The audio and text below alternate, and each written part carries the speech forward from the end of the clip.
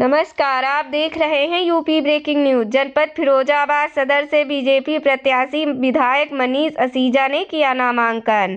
जीतने के बाद बचे हुए कामों को पूरा करने का किया वादा और खुद को जनता का बताया सेवक। फिरोजाबाद से रिहान अली की रिपोर्ट। ताज़ा खबरों के लिए सब्सक्राइब करें यूपी ब्रेकिंग न्यूज।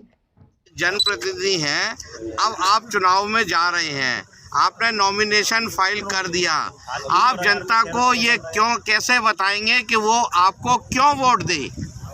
मैं आप सब अति सम्मानित मीडिया के सशक्त माध्यम से, ये आपके माध्यम से आपसे भी और सभी से ये निवेदन करना चाहता हूँ कि लोकतंत्र में चुनाव एक मान्य प्रक्रिया है।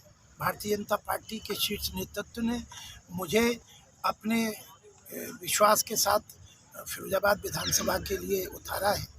मैं ये ज़रूर कह सकता हूँ कि जब तक जीवन है, चलता है, काम आते हैं, समस्याएं आती हैं, ज़रूरतें, आवश्यकताएं तात्कालिकता के आधार पर भी और दीर्घकालीन परिस्थितियों के आधार पर भी बनती बदलती हैं। किसी भी काम के लिए सबसे बड़ा जो पक्ष है वो ये है कि उस काम को करने के लिए और जिनके लिए काम होना है, उन दोनों के बीच में परस्पर विश्वास और संवाद और उपलब्धता होनी चाहिए।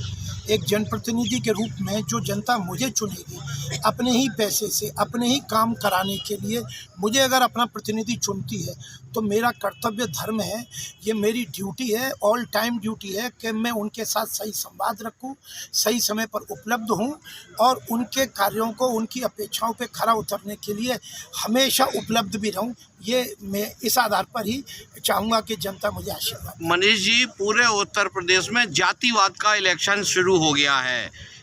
जाट को अपने पक्ष में करने के लिए, दलित को अपने पक्ष में करने के लिए, ब्राह्मणों को, सवर्णों को अपने अपने पक्ष में करने के लिए सारी राजनीतिक पार्टियां जुट गई हैं।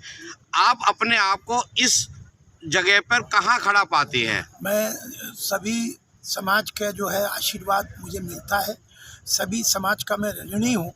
और एक बात मैं ज़रूर कह सकता हूँ कि अगर समाज के सभी वर्गों के, सभी क्षेत्र के जो सम्मानित नागरिक हैं, जिनके अधिकारों के लिए कोई जनप्रतिनिधि को काम करना चाहिए, अगर वो श्रद्धापूर्वक हृदय से बिना भेदभाव के करता है तो विकास के आधार पर उसे पूरा आशीर्वाद समाज के द्वारा मिलता है।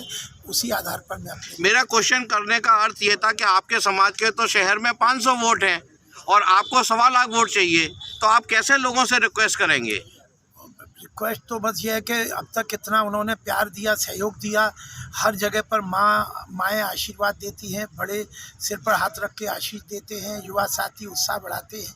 तो मुझे पूरा विश्वास शब्द भी थोड़ा छोटा है, मैं तो ऋणी हूँ सबका के इतना बड़ा प्यार मिलता है।